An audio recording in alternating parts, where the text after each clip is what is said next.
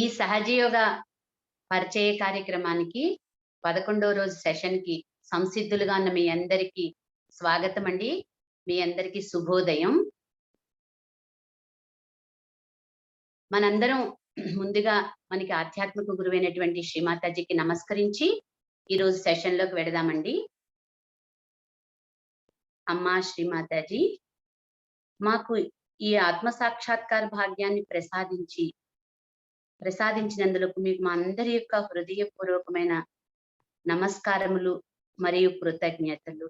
అమ్మా, దయ ఉంచి మేము నిత్యము ధ్యానం చేసుకునే శక్తిని, బుద్ధిని మాకు ప్రసాదించండి తల్లి. ముందుగా మనము నిన్నటి వరకు జరిగినటువంటి సెషన్స్ లో విషయాలని సంక్షిప్తంగా తెలుసుకుని ఈ రోజు సెషన్ లోకి వెడదామండి. మనందరిలో అంతర్గతంగా నిద్రణావస్థలో భగవత్ శక్తి, కుండలిని అనేటువంటి భగవత్ శక్తి ఉంటుంది. అది జాగృతమై మనలో సూక్ష్మ వ్యవస్థలో ఉన్నటువంటి చక్రాలన్నింటినీ దాటి సహస్రానికి చేరడాన్ని ఆత్మ సాక్షాత్కారం అంటారని, ఆ స్థితిలో మనందరం కూడా మాడు మీద చల్లని చైతన్య తరంగాలను అనుభూతి చెందుతాము. అదే ఆత్మ సాక్షాత్కార అనుభూతి అని తెలుసుకున్నామండి. ఆ ప్రక్రియను మనందరం కూడా ప్రాక్టికల్ గా చేసి ఆత్మ సాక్షాత్కారాన్ని మనందరం పొందడం జరిగింది. దాని అనుభూతిని కూడా మనందరం పొందడం జరిగిందండి. శ్రీమాతాజీ ఆత్మ సాక్షాత్కారం పొందడం అనేది మన జన్మ హక్కు అని చెప్పారండి.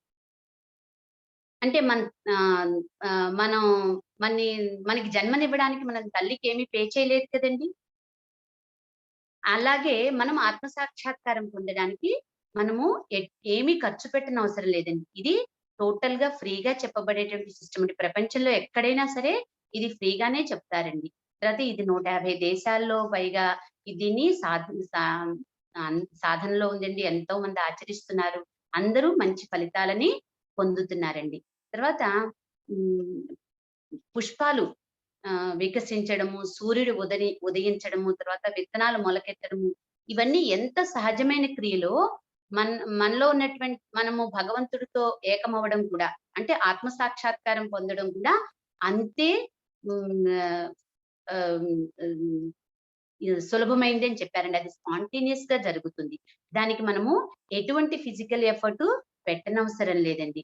తర్వాత ఈ ధ్యాన సాధన చేయడానికి ఎటువంటి నియమ నిబంధనలు అవసరం లేదండి. మనం ఏదో ఈ ఆహారం ఇలాంటివే తినాలి, శాకాహారం తినాలి, లేకపోతే ఈ టైంలోనే చేయాలి, ఇలాంటి ఎటువంటి నియమ నిబంధనలు లేవండి. 24 గంటల్లో మీకు ఎప్పుడు వీలైతే అప్పుడు చేసుకోవడం అనేది ముఖ్యమండి. బిగినర్స్ కి ఎన్నో వరాలు ఇస్తారండి శ్రీమాతాజీ. వాళ్ళు కూర్చుంటే చాలండి. చాలా కాలం నుంచి చేస్తున్న వాళ్ళందరికీ కూడా వాళ్ళ ఎఫర్ట్ పెడితే, వాళ్ళు కొంత సాధన ధ్యానంలో వాళ్ళు జరిగితేనే గాని వాళ్ళు మంచి స్థితికి వెళ్ళడానికి అవ్వదండి. కానీ బిగినర్స్ కి కూర్చుంటేనే వరం కురిపిస్తారండి తల్లి. అయితే మనలో ఉండేటువంటి జీన్స్ పరంగా కూడా మనందరికీ కూడా కొన్ని వంశపారంపరమైనటువంటి ఇబ్బందులు వస్తూ ఉంటాయని తెలుస్తుందండి. అవి కూడా మనకి ఈ ధ్యాన సాధన వల్ల పోతాయండి. తర్వాత మన డాక్టర్ మనంగా అవుతామండి. మనం చెప్పుకుంటున్నాం కదా, మనకి చైతన్యం వస్తుంది, మన చక్రాలన్నింటి యొక్క స్థానాలు మన చేతుల్లో ఉన్నాయి అని చెప్పుకుంటున్నాం కదా. సాధనలో మీకు ఇవన్నీ ప్రతిదీ కూడా మీకు అనుభవైక వైద్యం అవుతుందండి. కాకపోతే ఇప్పుడు మీకు కావాల్సిన దానికంటే ఎక్కువ సబ్జెక్టే మీకు దొరుకుతోంది. ఇదేంటంటే మీకు కొంత అవగాహన కోసమే గాని దీని మీద ఏమాత్రం మీరు దృష్టి పెట్టవలసింది ఏమీ లేదు. ప్రతి ఒక్కటి మీలో ఉన్నటువంటి అంతర్గత శక్తి అయిన కుండలిని శక్తి మీకు తెలియజేస్తుంది, మిమ్మల్ని గైడ్ చేస్తుందండి. మన డాక్టర్ గా మనం అవుతాము అనే దానికి అర్థం ఏంటంటే, మన చక్రాల్లో ఉన్నటువంటి ఇబ్బందులు మనకి తెలియజేయబడతాయి. వాటిని మన ధ్యాన సాధన ద్వారా మనం చిన్న చిన్న ధ్యానంలో చిన్న చిన్న ప్రక్రియల ద్వారా వాటిని సరిదిద్దుకోగలుగుతాము. తర్వాత మనకి ఏ విద్య నేర్చుకోవాలన్నా సరే మనకి ఒక గురువు అవసరమండి. మనకి ఇంతటి ఆధ్యాత్మికతను ప్రసాదించినటువంటి శ్రీమాతాజీయే మనకి ఆధ్యాత్మిక గురువు అండి. ఆవిడ మనం గురువుగా అనుకుని మనం సాధన చేద్దాము. మనకి ప్రతి ఒక్కళ్ళకి కూడా ధ్యాన సాధనలో ఆవిడ ఎవరు అనేది మనకి ప్రతి ఒక్కళ్ళకి కూడా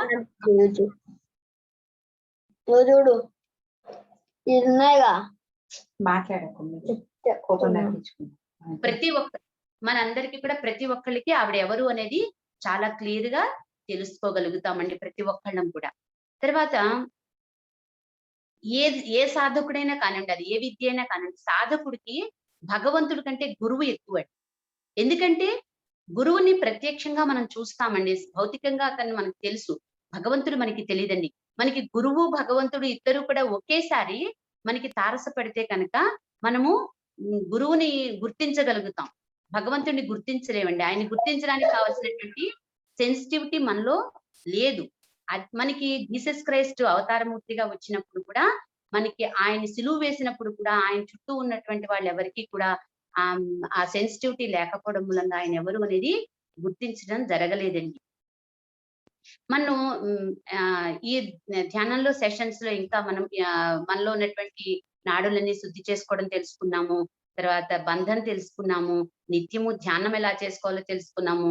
ఫుడ్ సోకింగ్ మన సూక్ష్మ వ్యవస్థను పరిశుభ్రం చేసుకునేటువంటి సూక్ష్మ వ్యవస్థను పరిశుభ్రం చేసుకునే ఫుడ్ సోకింగ్ ప్రక్రియ తెలుసుకున్నామండి.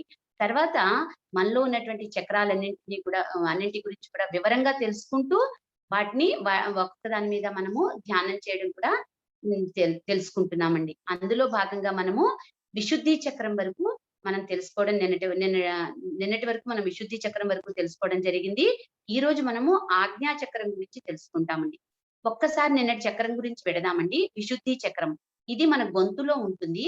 ఈ విశుద్ధి చక్రాన్ని మన యొక్క శరీరానికి మొట్టమొదటి ఫిల్టర్ అంటారండి. ఇది మనలోకి ఎటువంటి వైరసెస్ కానీ, ఇన్ఫెక్షన్స్ కానీ, బాక్టీరియా కానీ చేరకుండా మనని సంరక్షిస్తూ ఉంటుందండి. ఇప్పుడు మనం ఎదుర్కొంటున్నటువంటి కరోనా వైరస్ ఇది మనకి ముక్కు ద్వారా ఇవి ముక్కు, నోరు ద్వారా లోపలికి వెళ్తుంది. శ్వాసకోశాలకు ఇబ్బంది పెడుతుందని వింటున్నామండి. ఈ 2 ఎక్కడ భాగాలండి? మనం నిన్న చెప్పుకున్నాం. ఇవి 2 మన యొక్క విశుద్ధిలో భాగాలు ఈ 2 కూడా. వీటిని మనము మాస్క్ ద్వారా కవర్ చేసుకోవడం ద్వారా కొంతవరకు మనం ప్రొటెక్షన్ ని పొందగలుగుతామండి. తర్వాత మనలో కుండలిని శక్తి జాగృతమయ్యి మన హృదయ చక్రాన్ని దాటినప్పుడు మనం కంప్లీట్ ఇమ్యూనిటీ పవర్ ని కూడా మనలో అభివృద్ధి చెందుతుంది అని చెప్పుకున్నాం. తర్వాత విశుద్ధి చక్రం కూడా ఇది దాటినప్పుడు మనలో కుండలిని శక్తి ఆటోమేటిక్ గా ఇక్కడ ఉన్నటువంటి చిన్న చిన్న సమస్యలన్నీ కూడా తొలగిపోయి అక్కడ మనకి అది మళ్ళీ ఫుల్ గా మనకి సంరక్షణని ప్రసాదించి ఎటువంటి వాటిని కూడా మన దరికి రాకుండా చూస్తుందండి. మనం ఇప్పుడు ఎదుర్కొంటున్నటువంటి ఈ కరోనా వల్ల ఈ 2 చక్రాలు ఇబ్బందికి గురవుతున్నాయి. మనం మన ధ్యాన సాధన వల్ల వీటిని అధిగమించగలుగుతాము అనేది మనకి చాలా క్లియర్ గా అర్థమవుతోందండి. ఈ రోజు చెప్పుకునేది ఆజ్ఞా చక్రం అండి. ఇది మనలో 6వ చక్రం అండి. ఇది చాలా ముఖ్యమైనది. ఇది మనం బొట్టు పెట్టుకునేటువంటి ప్రదేశంలో ఉంటుందండి. ఈ చక్రము దాటితేనే గాని మనము భగవత్ సామ్రాజ్యంలోకి వెళ్ళలేమండి. అందుకని దీన్ని డోర్ ఆఫ్ హెవెన్ అని, తర్వాత స్వర్గద్వారం అని కూడా చెప్తారండి. ఇది 2 దళాలు కలిగి ఉంటుందండి. ఈ చక్రము మన మెదడు మధ్యలో పీనియల్ గ్లాండ్ వెనకాల ఆప్టిక్ చెస్మా అని ఉంటుందండి. అక్కడ మనలో ఉన్నటువంటి ఈడా పింగళా నాడులు 2 ఇలా క్రాస్ అవుతాయండి. అదే దాని యొక్క ఎగ్జాక్ట్ లొకేషన్ అన్నమాట. అయితే మనలో ఉండేటువంటి పీనియల్ పిట్యూటరీ గ్లాండ్స్ మన కంటి చూపు, కన్ను అనేది మన బ్రెయిన్ లో చాలా పెద్ద పార్ట్ ఉంటుందండి. మనం బయటకు చూసే ఈ చిన్న పార్టే కాదు, మనం చూసేటువంటి ఈ చూపు ఒక్కటే మనకి ఈ ఆజ్ఞాచక్ర పరిధిలో దాని ఫంక్షను ఈ ఆజ్ఞాచక్రంలో నియంత్రణలో ఉంటుంది. అలాగే మన చెవులు బాహ్యమైనటువంటి భాగాలన్నీ కూడా మన విశుద్ధి చక్రం కంట్రోల్లో ఉంటాయండి. మన లోపల వినికిడి పార్ట్లు ఉంటాయి కదా, కర్ణబేరి అవి అంటాము, అవన్నీ కూడా మన యొక్క ఆజ్ఞాచక్రం కంట్రోల్లో ఉంటాయండి. తర్వాత మన ఆలోచించే శక్తి ఇవన్నీ కూడా ఈ చక్ర కంట్రోల్లో ఉంటాయండి. మనలో కనుక ఈ చక్రం బాగుంటే మనలో ఎనలైటికల్ ఎబిలిటీ బాగుంటుంది. తర్వాత మనము మంచి ఇంటెలిజెన్స్ కూడా కలిగి ఉంటామండి. ఇందులో మనకి కనుక ఇబ్బందులు ఉంటే మనకు వచ్చేటువంటి సమస్యలు ఏంటంటే బ్రెయిన్ కి సంబంధించినటువంటి డిసీజెస్ అండి. బ్రెయిన్ ట్యూమర్స్ అని, తర్వాత మైగ్రేన్, తర్వాత ఎపిలెప్సీ అంటే మూర్ఛ రోగం అంటారు కదా, ఇలాంటివన్నీ కూడా ఈ ఆజ్ఞాచక్రంలో సమస్యల వల్ల మనకి కలుగుతూ ఉంటాయండి. ఈ చక్రము మనలో ఉన్నటువంటి రింగ్ ఫింగర్ తెలియచేస్తుందండి. దీని సంకేతం ఇది. కాళ్ళల్లో మన చిటికెన వేలు పక్కన ఉన్నటువంటి వేలు దాన్ని తెలియచేస్తూ ఉంటుంది మాట. అయితే ఈ ఆజ్ఞా చక్రం 2 భాగాలుగా ఉంటుందండి. ఫ్రంట్ ఆజ్ఞ, బ్యాక్ ఆజ్ఞ అని. ఈ ఫ్రంట్ ఆజ్ఞని బ్యాక్ ఆజ్ఞలో మహాగణేశుడు, మహాభైరవుడు, హిరణ్య గర్భుడు అని చెప్పేసి ముగ్గురు అధిష్టాన దేవతలు ఉంటారండి. మన ఫ్రంట్ ఆజ్ఞ ఇది మన యొక్క గతానికి సంబంధించినటువంటి స్టోరేజ్‌గా కూడా చెప్పొచ్చునండి మన బ్యాక్ ఆజ్ఞని. తర్వాత మన ఫ్రంట్ ఆజ్ఞ వచ్చేటప్పటికి మిగిలిన చక్రాల్లో చెప్పుకున్నట్టుగానే 3 భాగాలుగా ఉంటుంది. మధ్య ఆజ్ఞ, తర్వాత ఎడమ ఆజ్ఞ, కుడి ఆజ్ఞ. అలా ఉంటుందండి. ఇందులో మన యొక్క ఎడమ ఆజ్ఞ యొక్క అధిష్టాన దేవత హ్మ్, మేర్ ఆహ్, ఆహ్, ఆహ్, మహావీర. మహావీర్ జైన్ అండి. తర్వాత మన యొక్క కుడి ఆజ్ఞ యొక్క అధిష్టాన దేవత గౌతమ బుద్ధుడండి. మన యొక్క మధ్య ఆజ్ఞా చక్రం వచ్చేటప్పటికి మనలో కుండలిని శక్తి ఈ చక్రం నుంచే దాటి వెళ్ళాలండి. ఇక్కడ ఆహ్, అంటే దారి ఎంత సన్నంగా ఉంటుందంటే వెంట్రుక వాసంత సన్నంగా ఉంటుందండి. ఇది దాటడం అనేది కష్టమైనటువంటి విషయము. మనలో ఉండేటువంటి ఇక్కడ అధిష్టాన దేవత మేరీ జీసస్ అండి. మనలో ఉండేటువంటి ఈగో, సూపర్ ఈగో, మనలో ఉండే ఆలోచనల వల్ల మన కుండలిని శక్తి పైకి వెళ్ళడానికి అవి అవరోధం కలిగించి పైకి వెళ్ళనివ్వకుండా చేస్తాయండి. తర్వాత మనలో ఉండేటువంటి జీసస్ క్రైస్ట్ మనకేం చెప్పారంటే, తానే వెలుగునని, తానే మార్గాన్నని చెప్పారండి. I am the light, I am the path అని చెప్పారంట. ఆయన చూపించిన మార్గంలోనే మనము సహస్రారంలో ఉన్నటువంటి భగవత్ సామ్రాజ్యంలోకి మనం ఎంటర్ అవ్వడం జరుగుతుందండి. తర్వాత ఆయన యొక్క క్షమాశక్తితో మన మానవాళికి ముక్తిని ప్రసాదించారండి ఆయన. తర్వాత మనందరికీ కూడా భగవంతుడి యొక్క కరుణాసాగరుడు అనేటువంటి విషయాన్ని చాలా బాగా మనకి అర్థమయ్యేటట్టుగా తెలియజేశారండి. ఆయన రిజరెక్షన్ పొందడం ద్వారా అంటే పునర్జీవనం పొంది మనందరం అత్యంత సులభంగా పునర్జీవనం పొందేటువంటి విధానాన్ని మనకి ఆయన తెలియజేశారండి. ఇన్ని చెప్పే కంటే ఒక మాటలో చెప్పాలంటే ఈ ఆజ్ఞా చక్రాన్ని దాటించడానికి వచ్చినటువంటి అవతార మూర్తి అండి జీసస్ క్రైస్ట్. తర్వాత మనలో కుండలిని శక్తి ఈ ఆజ్ఞా చక్రాన్ని దాటినప్పుడు మనం ఆలోచన లేని స్థితిని పొందుతామండి. దాన్నే మనం నిర్విచార స్థితి అని చెప్పుకుంటున్నాం కదా! నిర్విచారం అంటే ఆలోచన లేని స్థితి అని. దాన్నే జీరో స్టేట్ అని, శూన్య స్థితి అని కూడా చెప్తారన్నమాట. ఈ ఈ ఈ ఈ స్థితి ఈ స్థితిని చేరడం అనేది మనం మెడిటేషన్‌లో ఇది ఫస్ట్ మెట్టండి. మొదటి మెట్టు అని చెప్తాము.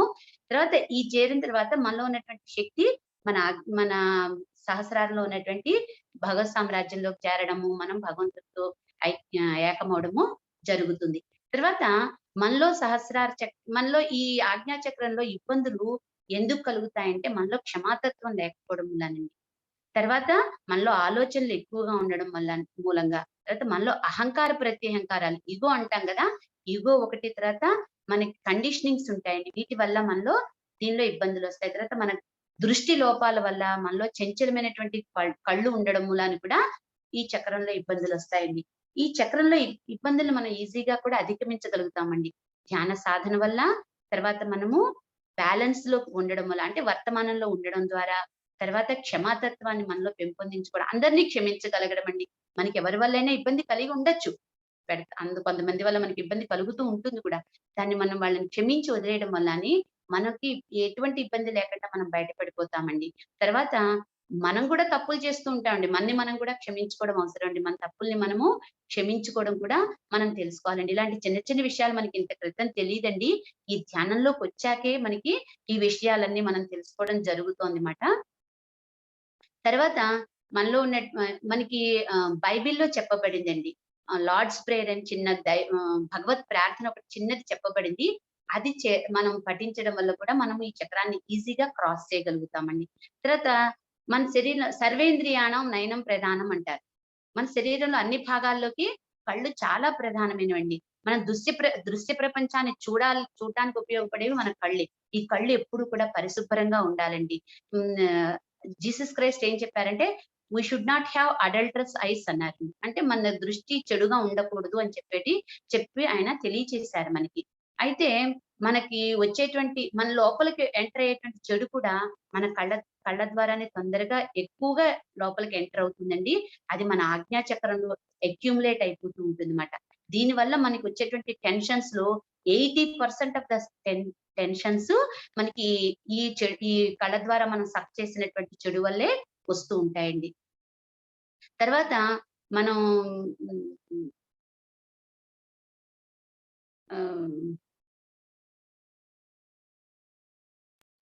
ఇంకా మనకి శ్రీమాతాజీ ఏం చెప్పారంటే, మన హృదయం మన యొక్క మన హృదయం యొక్క కిటికీల్లా పనిచేస్తాయని చెప్పారండి. మనం ధ్యానంలోకొచ్చాక మన హృదయం అంతా కూడా ప్రేమ, జాలి, దయ, కరుణ ఇలాంటి వాటన్నిటితోనూ నిండి ఉంటుందండి. ఇవి మన కళ్ళ ద్వారా వ్యక్తమవుతాయండి.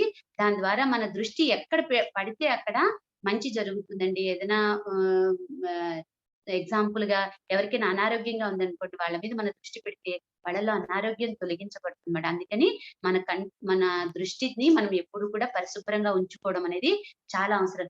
దీన్ని ఏ విధంగా ఉంచుకోవచ్చంటే, మనం భూమాతను చూస్తూ ఉండడం మూలంగా, తర్వాత నీలాకాశాన్ని గమనించడం, వ్యక్తుల మీద కాకుండా ఇలాంటివి గ్రీన్ గ్రాస్, పచ్చని చెట్లు ఇలాంటివి చూడడం వల్ల వీటిని ఎప్పుడు మనం పరిశుభ్రంగా ఉంచుకోగలగడం జరుగుతుందండి. ఇప్పుడు దానికి సంబంధించినటువంటి ఆజ్ఞాచక్రానికి సంబంధించినటువంటి ధ్యానం చేస్తూ మరికొన్ని విషయాలు తెలుసుకుందామండి.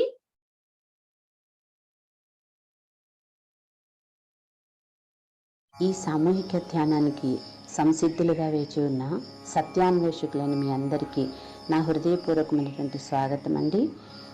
మరియు మీ అందరికీ నా యొక్క హృదయపూర్వకమైన నమస్కారాలండి. ముందుగా మనము శ్రీమాతాజీకి నమస్కరించి ఈ ధ్యానం చేసుకోవడానికి అనుమతిని ప్రసాదించమని కోరుకుందామండి. 2 చేతులు ఒడిలో ఉంచుకుని మన ఎదుట ఉన్నటువంటి అమ్మ యొక్క దివ్యమంగళ రూపాన్ని దర్శిస్తూ మన యొక్క దృష్టిని అమ్మ యొక్క బొట్టు మీద ఉంచి కొద్దిసేపు అదే స్థితిలో అమ్మ బొట్టును గమనిస్తూ ఉందామండి. అది అమ్మ యొక్క ఆజ్ఞాస్థానం. ఇలా చేయడం వల్ల మనలో ఉన్నటువంటి కుండలిని శక్తి త్వరితగతిన జాగృతం అవుతుందండి. దీనికి కారణం మనలో ఉన్నటువంటి శక్తి అమ్మను గుర్తించగలగడం.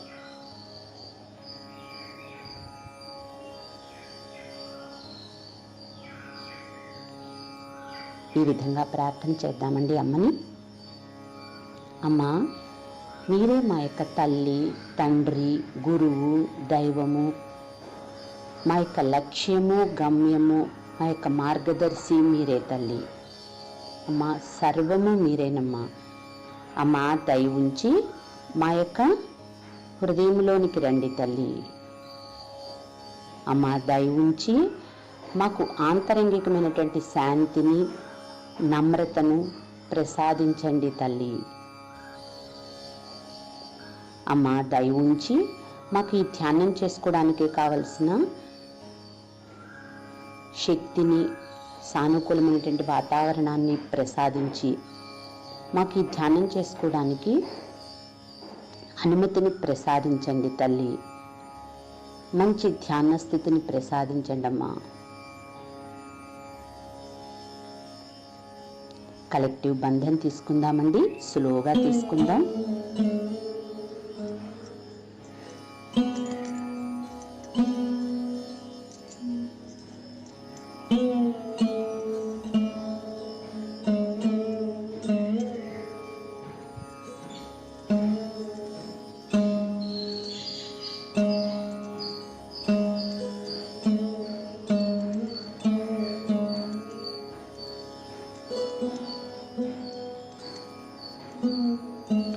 మన 2 చేతులు భూమాత మీద ఉంచి భూమాతని ప్రార్థన చేద్దామండి.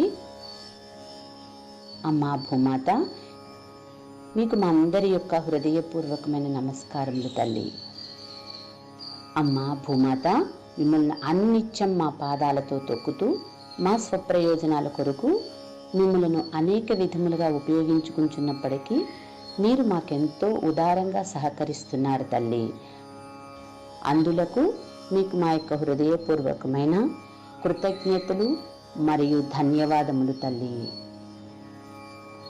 అమ్మా భూమాత, దయ ఉంచి మాలో ఉన్నటువంటి సమస్త దోషాలను, సమస్త అసమతుల్యతలను, జడత్వాలను మీలోనికి తీసుకోండి తల్లి. హే పృథ్వీమాత, దయ ఉంచి మాకు మీ యొక్క సహనాన్ని, ఓర్పుని ప్రసాదించండి తల్లి. ఇదే స్థితిలో మన 2 చేతులకు భూమాతకి మధ్య జరుగుతున్నటువంటి మార్పులను గమనిస్తూ కొద్దిసేపు ఉందామండి.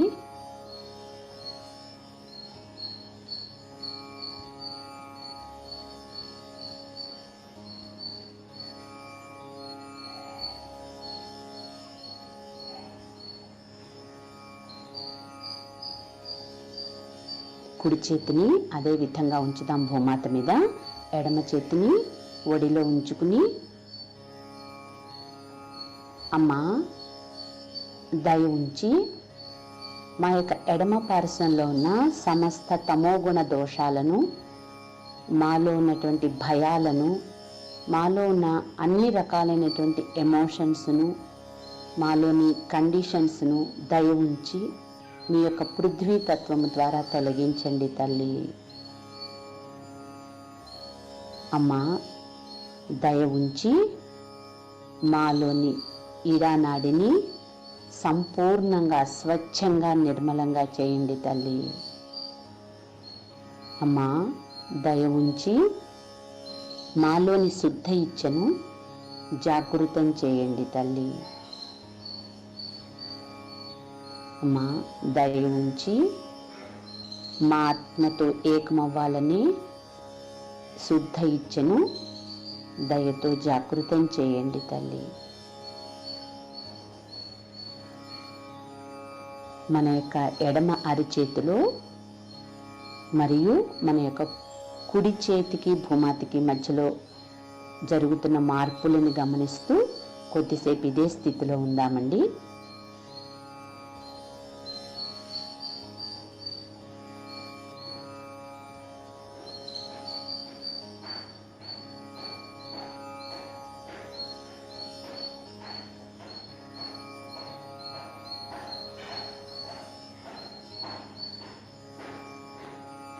మన కుడి చేతిని ఒడిలో ఉంచుకుని ఎడమ చేతిని ఆకాశం వైపు ఉంచి, అమ్మా దయ ఉంచి మా యొక్క కుడి పార్శ్వంలో ఉన్న సమస్త రజోగుణ దోషాలను, మాలోని అహంకారాన్ని, మాలో ఉన్న అధిక వేడిమిని దయ ఉంచి మీ యొక్క ఆకాశతత్వము ద్వారా తొలగించండి తల్లి. అమ్మా దయ ఉంచి మా యొక్క పింగళా నాడిని సంపూర్ణంగా పరిశుద్ధం చేయండి తల్లి. అమ్మా దయ ఉంచి మా చిత్తాన్ని నిశ్చలం చేయండి తల్లి. అమ్మా దయ ఉంచి మాలోని క్రియాశక్తిని సంపూర్ణంగా జాగృతం చేయండి తల్లి. మన యొక్క కుడి అరిచేతిలో మన యొక్క ఎడమ చేతి వేళ్ల చివర్లలో కొనలలో వస్తున్నటువంటి మార్పులను గమనిస్తూ కొద్దిసేపు ఇదే స్థితిలో ఉందామండి.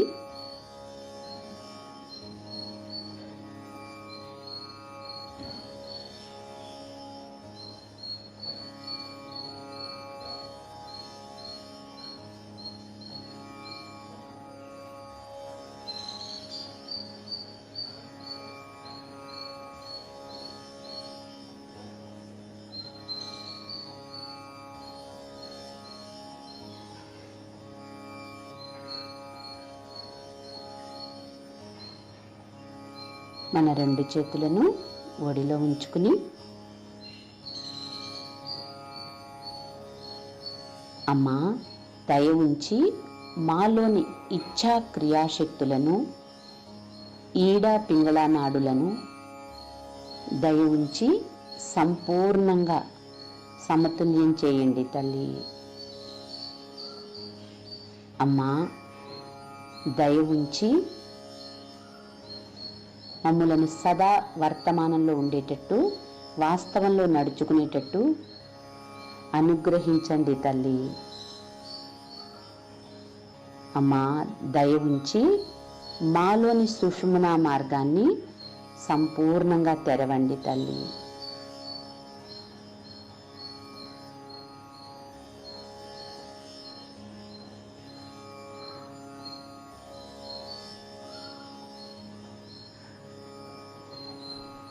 మన రెండు అరిచేతుల్లో వస్తున్న మార్పులను గమనిస్తూ కొద్దిసేపు ఈ స్థితిలో ఉందామండి.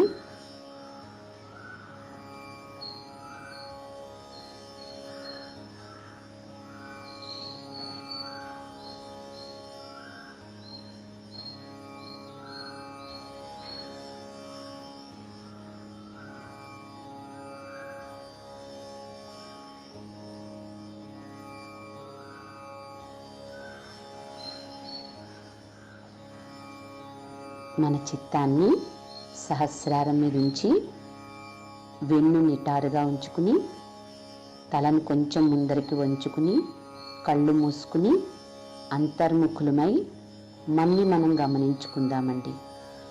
మనం తీసుకునేటువంటి ఈ చిన్న చిన్న మెళకువలన్నీ కూడా మనం ధ్యానంలోకి త్వరితగతిని వెళ్ళడానికి ఉపకరిస్తాయండి. కళ్ళు మూసుకుని అంతర్ముఖులమై మన్ని మనం గమనించుకుందామండి. మన ఆలోచనలను గమనిద్దాము.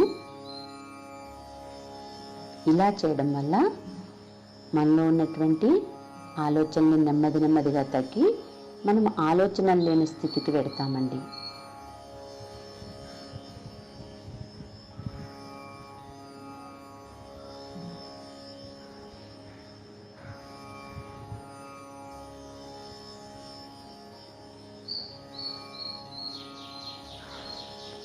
మన చిత్తాన్ని మధ్య మూలాధారం మీదకి తీసుకెళ్దామండి. మూలాధార చక్రంలో మధ్య భాగంలో మన చిత్తాన్ని ఉంచి, అమ్మా దయ ఉంచి మాలోని గణేశ తత్వాన్ని సంపూర్ణంగా జాగృతం చేయండి తల్లి.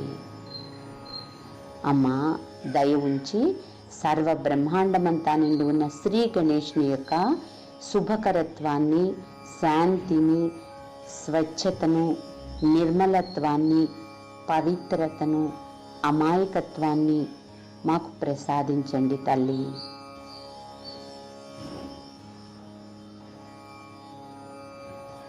మన చిత్తాన్ని అక్కడే ఉంచి 1 నిమిషం పాటు ధ్యానంలో ఉందామండి.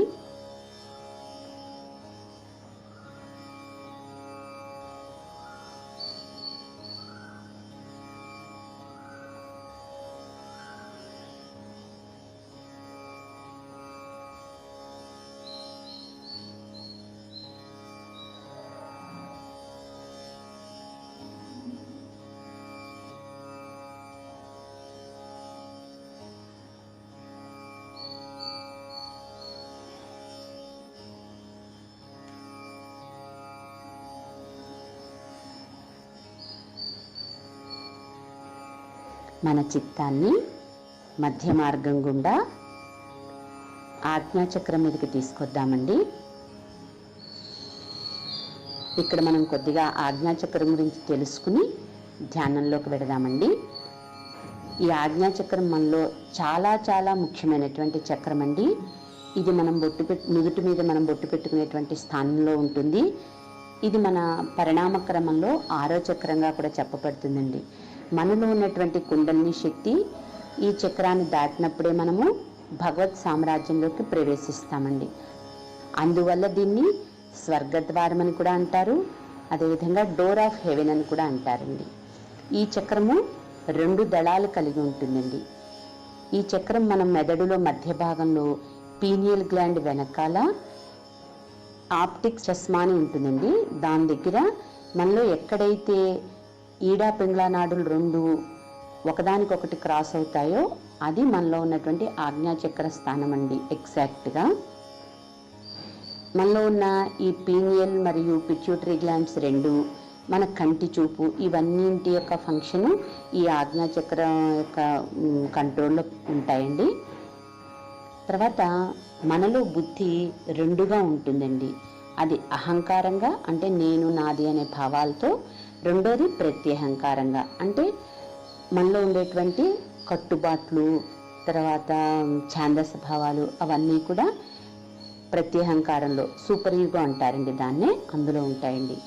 మనలో ఉన్నటువంటి ఈ అహంకార ప్రత్యహంకారాలు 2 మనలోని ఈడా పింగళా నాడుల చివర్లో గాలి బుడగల్లాగా ఉంటాయండి. మనలో అహంకార ప్రత్యహంకారాలు, ఆలోచనలు ఇవన్నీ ఎక్కువగా ఉన్నప్పుడు మన ఆజ్ఞాచక్ర ద్వారము మూసుకుని అవి ఈ గాలి బుడగలు 2 ఉబ్బడం ద్వారా మన ఆజ్ఞాచక్ర ద్వారం మూసుకుంటుందండి.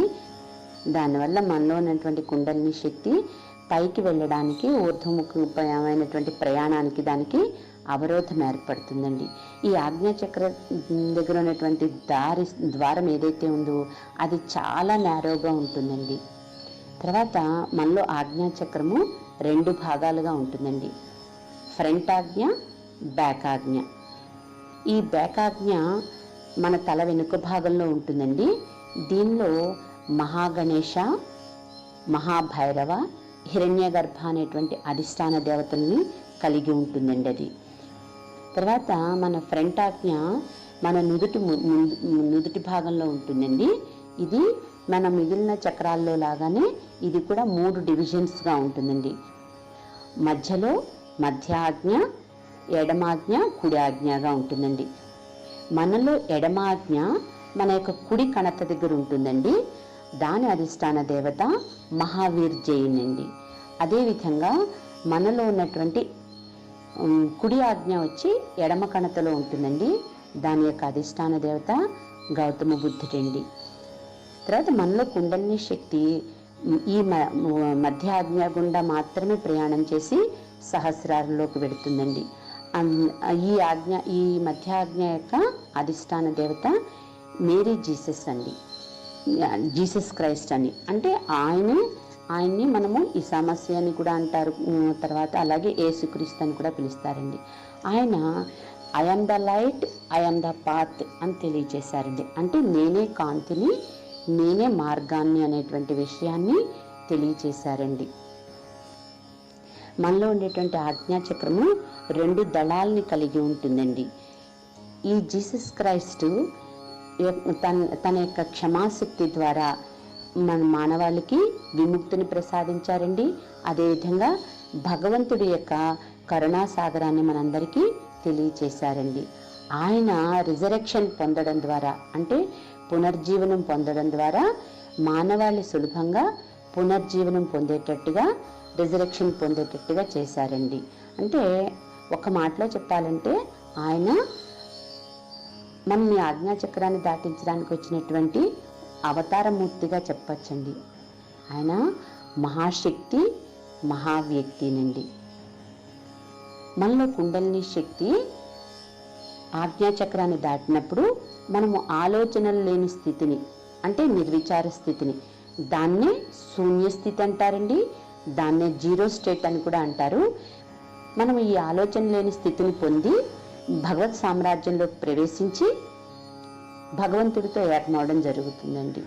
తర్వాత ఈ ఆజ్ఞాచక్రంలో ఈ ఇబ్బందులు మనకి దేనికి వల్ల ఏర్పడుతూ ఉంటాయంటే, మనలో క్షమాతత్వం లేకపోవడం మూలంగా, మనలో ఆలోచనలు ఎక్కువగా ఉండడం వల్ల, తర్వాత మనలో అహంకారం అంటే నేను, నాది అనేటువంటి భావాలతో ఉన్నప్పుడు డామినేటింగ్ నేచర్ ఉండడము, తర్వాత అగ్రెసివ్గా ఉండడం, కోపం కలిగి ఉండడము, ఆవేశం కలిగి ఉండడం, దురుస్తనంగా ఉండడం, ఇవన్నీ కూడా ఈ చక్రంలో ఇబ్బందులు కలిగిస్తూ ఉంటాయండి. ఇంతేకాకుండా మనలో ఉన్నటువంటి సూపర్ ఈగోకి సంబంధించినటువంటి గత స్మృతుల వల్ల, మనలో ఉన్న కట్టుబాట్ల వల్ల, ఛాందస్ భావాలు అంటే సూపర్ స్టిషన్స్ అంటారండి, వీటన్నింటి వల్ల కూడా ఈ చక్రంలో మనకి ఇబ్బందులు కలుగుతాయండి. తర్వాత మన దృష్టి, కంటి దృష్టిలో చెడు దృష్టి కలిగి ఉండడం వల్ల కూడా ఈ చక్రంలో ఇబ్బందులు వస్తాయండి. అదేవిధంగా మనకు కొంతమందికి చంచలమైనటువంటి కళ్ళు ఉంటాయండి, దానివల్ల కూడా ఈ ఆజ్ఞాచక్రంలో ఇబ్బందులు ఉంటాయండి. ఈ ఆజ్ఞాచక్రంలో వచ్చేటువంటి సమస్యలన్నింటినీ కూడా ఎలా క్లియర్ చేసుకోవాలో కూడా మనం తెలుసుకుందామండి. ప్రతినిత్యం మనం ధ్యానం సాధన చేయడం ద్వారా, తర్వాత మనం క్షమాతత్వాన్ని మనలో అభివృద్ధి పరచుకోవడం ద్వారా, అంటే అందరినీ క్షమించడం, మనం క్షమించుకోవడం ద్వారా, తర్వాత ఎటువంటి ఆర్గ్యుమెంట్స్లోకి వెళ్ళకుండా, వాదోపవాదాల్లోకి వెళ్ళకుండా ఉండడం ద్వారా, రియాక్షన్స్ గురి కాకుండా ఉండడం ద్వారా, నమ్రతా స్వభావాన్ని కలిగి ఉండడం ద్వారా, తర్వాత వర్తమానంలో ఉండడం, ప్రజెంట్ స్టేట్లో ఉండడం ద్వారా, తర్వాత బైబిల్లో మనకి లార్డ్స్ ప్రేయర్ అని చెప్పేసి, అంటే భగవంతుని యొక్క ప్రార్థన ఒకటి చెప్పబడిందండి. అది మనం పఠించడం ద్వారా కూడా ఈ చక్రాన్ని మనము అధిగమించగలుగుతామండి. అదేవిధంగా మన నుదుటి భాగంలో మనము బొట్టు పెట్టుకునే చోట మనం బొట్టు పెట్టుకోవడం ద్వారా, నుదుటి భాగంలో మనము బొట్టు పెట్టుకోవడం ద్వారా కూడా ఈ చక్రంలో కొన్ని సమస్యల్ని అధిగమించడంలో అది కూడా మనకి ఉపయుక్తం అవుతుందండి. తర్వాత ఫర్గివ్ అండ్ ఫర్గెట్, అనేటువంటి సిద్ధాంతాన్ని మనం అలవరుచుకోవడం ద్వారా, అంటే అందరినీ క్షమించడం, తర్వాత గతాన్ని మర్చిపోవడం అనేటువంటివి మనం ఆచరించడం అలవాటు చేసుకోవడం ద్వారా కూడా మనం ఈ చక్రంలో ఇబ్బందులకు గురి కాకుండా ఉండగలుగుతామండి. తర్వాత మన దేహంలో కళ్ళు చాలా ప్రధానమైనవి అనేది మనందరికీ తెలుసునండి. అయితే మన ఈ దృశ్య ప్రపంచాన్ని మనము కళ్ళ ద్వారానే చూడగలుగుతాం. అయితే మనకి కళ్ళు ఎప్పుడు కూడా పరిశుద్ధంగా ఉండాలండి. జీసస్ క్రైస్ట్ ఏం చెప్పారంటే, we should not have adulterous ice. మన దృష్టిలో ఎటువంటి చెడు ఉండకుండా ఉండాలి అనేటువంటి విషయాన్ని ఆయన మనకి తెలియచేశారండి. మనలోకి వచ్చేటువంటి చెడు మన కంటి చూపు ద్వారా చాలా ఈజీగా చేరిపోతుందండి. ఇది మన ఆజ్ఞాచక్రంలో నిక్షిప్తం అయిపోతుంది, అంటే అక్యుములేట్ అయిపోతుందండి. దానివల్ల మనకు వచ్చేటువంటి టెన్షన్స్లో 80% ఆఫ్ ద టెన్షన్స్ మనలో ఈ చెడు కంటి చూపు ద్వారా చేరడం వల్ల అని చెప్పి కూడా చెప్పచ్చండి. తర్వాత మనం దీన్ని ఏ విధంగా సరి చేసుకోవచ్చు అంటే, మన కంటి చూపుని, మన దృష్టిని వ్యక్తుల మీద కాకుండా పచ్చని చెట్ల మీద, భూమాత మీద, గ్రీన్ గ్రాస్ మీద ఉంచడం ద్వారా, అదే నీలాకాశాన్ని గమనించడం ద్వారా, అదే దీపం కానీ కొవ్వొత్తి కానీ వెలుగుతున్నప్పుడు దాని జ్వాలని, అంటే జ్యోతిని గమనించడం ద్వారా మనము ఈ కంటి చూపులో ఉన్నటువంటి చిన్న చిన్న దోషాలని నివృత్తి చేసుకోవచ్చండి. తర్వాత మనకి అమ్మ తెలియచేశారండి, మనము ఆత్మసాక్షాత్కారం పొందాక మన కళ్ళు మన యొక్క హృదయానికి కిటికీల వల్లే పనిచేస్తాయని చెప్పారండి, విండోస్ లాగా పనిచేస్తాయని చెప్పారు.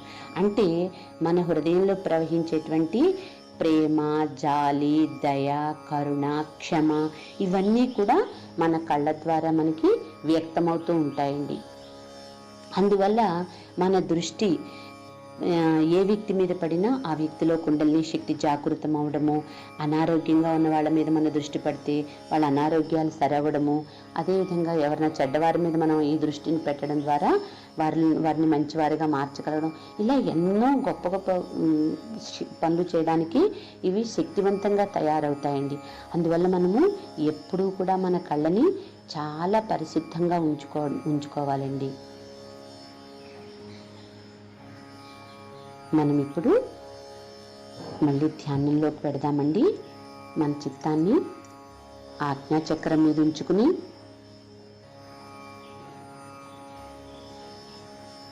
అమ్మా దయ ఉంచి మాకు క్షమాతత్వాన్ని, త్యాగబుద్ధిని ప్రసాదించండి తల్లి. అమ్మా దయ ఉంచి మాకు క్షమాతత్వాన్ని, త్యాగబుద్ధిని ప్రసాదించండి తల్లి. అమ్మా మాలో ఉన్నటువంటి గతానికి, భవిష్యత్తుకి సంబంధించిన ఆలోచనల వల్ల మాకు కలుగుతున్న ఇబ్బందులన్నింటినీ దయతో తొలగించండి తల్లి. అమ్మా మాలోని ఆలోచనలను అన్నింటినీ దయతో తొలగించండి అమ్మా. మాకు ఆలోచనలు లేని స్థితిని ప్రసాదించండి తల్లి. అమ్మా దయ ఉంచి మమ్మలను క్షమ అనే ఆయుధంతో ఆశీర్వదించండి తల్లి. ఈ చక్రం దగ్గరండి 2 బీజాక్షరాలు కూడా చెప్తారు. ఇవి హం, క్షం అనేటువంటివి. వీటిని మనము ఉచ్చరించడం వల్ల కూడా ఈ చక్రంలో ఉన్నటువంటి దోషాలు తొలగించుకోవచ్చునండి. ఈ చక్రాన్ని మనము దాటడానికి ఉపయోగించుకోవచ్చు. ఒకసారి వాటిని మనము ఇప్పుడు తీసుకుందామండి. 3 సార్లు తీసుకుందాము. ఈ విధంగా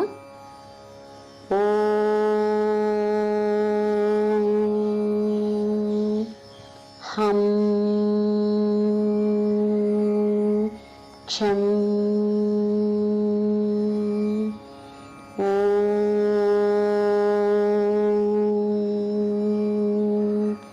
హం క్షం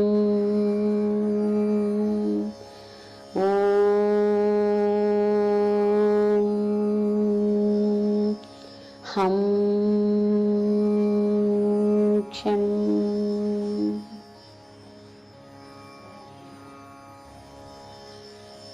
మన చిత్తాన్ని సహస్రారం మీదకి తీసుకెడదామండి. అమ్మా, దయ ఉంచి మా సహస్రారంలోనికి రండి తల్లి. అమ్మా, దయ ఉంచి మీ బిడ్డలమైన మా అందరి యొక్క సంపూర్ణ సమర్పణను, కృతజ్ఞతలను స్వీకరించండి తల్లి.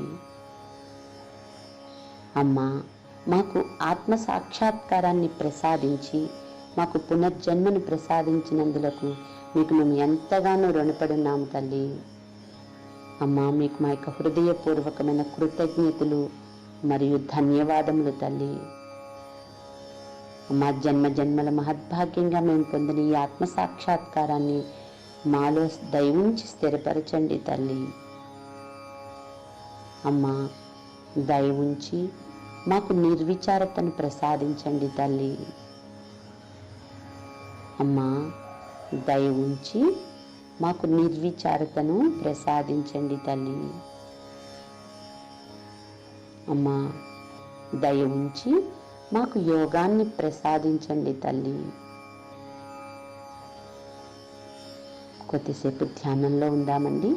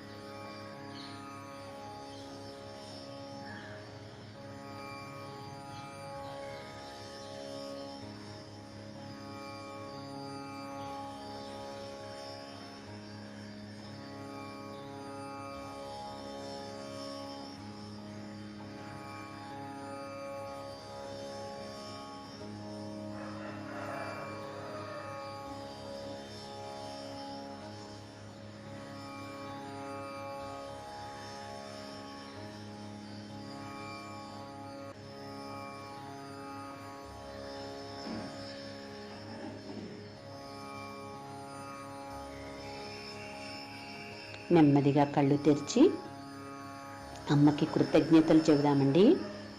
అమ్మా, ఈ ధ్యానం చేసుకునే అవకాశాన్ని ప్రసాదించినందులకు అనేక వేల మా యొక్క హృదయపూర్వకమైన కృతజ్ఞతలు మరియు ధన్యవాదములు తల్లి. అమ్మా, దయ ఉంచి ఈ ధ్యాన కార్యక్రమంలో మా వల్ల ఏమైనా తెలిసి తెలియక తప్పులు జరిగి ఉంటే దయతో మన్నించండి అమ్మా. కలెక్టివ్ బంధం తీసుకుందామండి.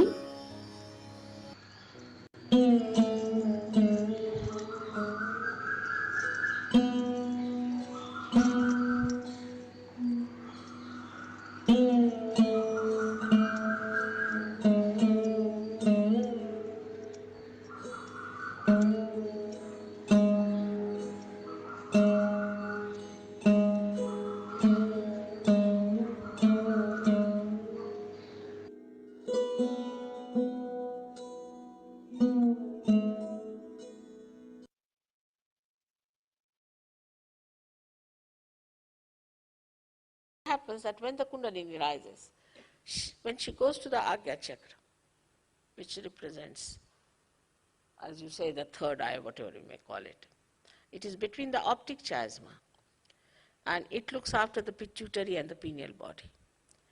And as a result, we have developed two institutions called ego and superego. The ego is the one which tells us, I have done it, I am doing this. Both these institutions are sucked in by the enlightenment of this center. And that's how the thing opens out. And all your karmas are sucked in. So there's no problem of karmas. Only human beings think that they are doing karmas. Animals don't. They have no sense of sin or anything. They are completely under the bondage of God. So in Sanskrit they are called as Pashu, means under the bondage. But we are the ones who have got freedom. That's why we think that we have done this and we have done that. We should not do this, we should not do that. But when the Kundalini rises and she awakens the center, then both these things are sucked in. And when they are sucked in, then you do not do any karmas anymore. You just are in a karma. You do everything. I mean, I travel, such a lot, and I have a family, and everything is there. But it's just happening. I'm just seeing it. I'm not doing anything as such. So when you are also awakened, there's no obligation. It's just happening. It is so. Is here where we should understand this center is bestowed upon by the great life of Christ. Christ is there. And they said that he died for our sins, died for our karmas, is a fact. Because when he is awakened, these two institutions are pulled inside. And you get your Kundalini out there. It opens out.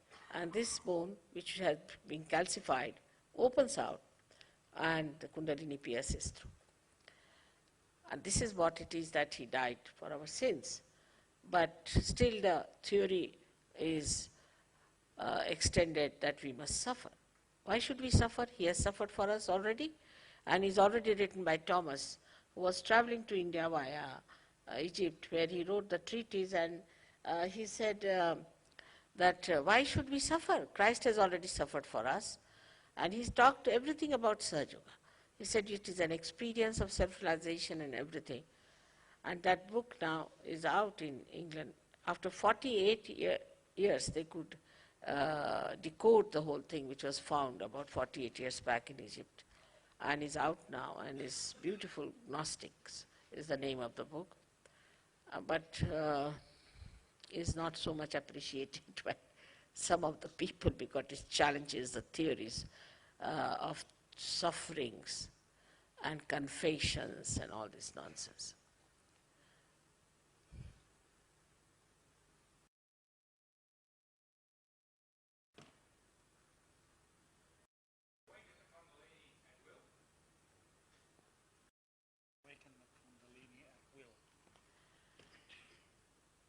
Me or you? You cannot awaken yourself. You see, you have to have one enlightened candle to enlighten another candle. This candle, which is not enlightened, cannot enlighten itself. But there's no obligation. But you can correct. Once it is awakened, you can correct it, you can develop it. First, only few hair-like strands of this energy come up and open the fontanelle bone area. And then this flow of Ru starts flowing on you, and it relaxes more of the centers. So more of these strands start coming up. So you can develop it at your will by understanding it. But you cannot enlighten yourself by yourself.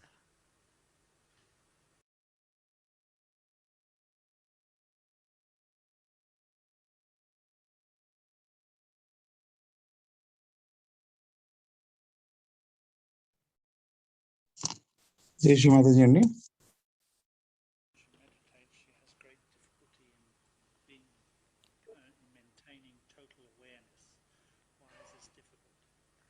Because it's not Sahaja meditation. All other meditations are artificial. You are in meditation when you are in Sahaja. Unless and until Kundalini is awakened and you are one with the divine power, still thinking all the time. How can you stop thinking? There is one thought that rises and another thought that falls off. Again another thought comes up and it falls off. It goes on like this, and we are dancing on the cusp of these thoughts. In between the thought there's a little space called as Vilamba. is the present. Either we are in the past or in the future. But that is only possible when the Kundalini comes up. Then these thoughts become more lean and there's a bigger space left and you remain in thoughtless awareness. And that is how it works out.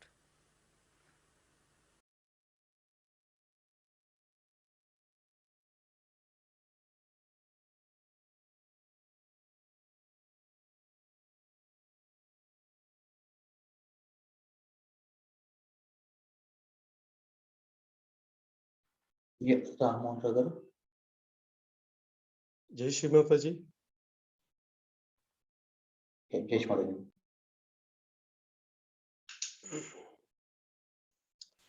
జై శ్రీ మాతాజీ. పరమ పూజ్య శ్రీ మాతాజీ గారు చెప్పినటువంటి అమృత వచనాల్లోంచి ఇప్పుడు సారాంశాన్ని తెలుగులో తెలుసుకుందాం. అమృతవాణి నుంచి ఏమేమి చెప్పారో.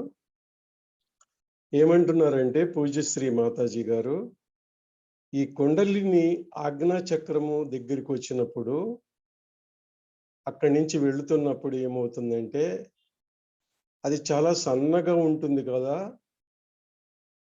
ఆ కుండలిని ఆగ్ర దగ్గరికి వచ్చినప్పుడు ఉన్న ప్రదేశాన్ని మీరు ఏమనుకోవచ్చు అంటే మూడవ కన్ను, థర్డ్ ఐ అనుకోవచ్చు అంటున్నారు. అక్కడ ఏముంటాయంట, రెండు సమస్యలు ఉంటాయంట. Pituitary and pineal bodies. Pituitary glands ఉంటాయి, పీనియల్ బాడీస్ ఉంటాయి, రెండు ఉంటాయి. ఆ రెండు శోషణలు జరుగుతుంది. అక్కడికి వెళ్ళంగానే, ఈ కుండలిని అక్కడికి వెళ్ళంగానే అక్కడ శోషణం జరిగి ఈగో అండ్ సూపర్ ఈగో అనేటువంటి రెండు సమస్యలు వాటి వల్ల ఏర్పడతాయి. పిట్యూటరీ గ్లాండ్స్ వల్ల, పీనియల్ బాడీస్ వల్ల ఏర్పడినప్పుడు అది మూతపడిపోతూ ఉంటుంది. అందువల్ల కుండలిని శక్తి అక్కడికి వెళ్ళంగానే ఏమవుతుందంటే ఆ రెండు సమస్యల్ని శోషణం చేస్తుంది, తగ్గించేస్తుంది, సైజుని సక్ చేస్తుంది అంటున్నారు మాతాజీ గారు. అదే ఎన్లైటన్మెంట్కి మూల కారణము.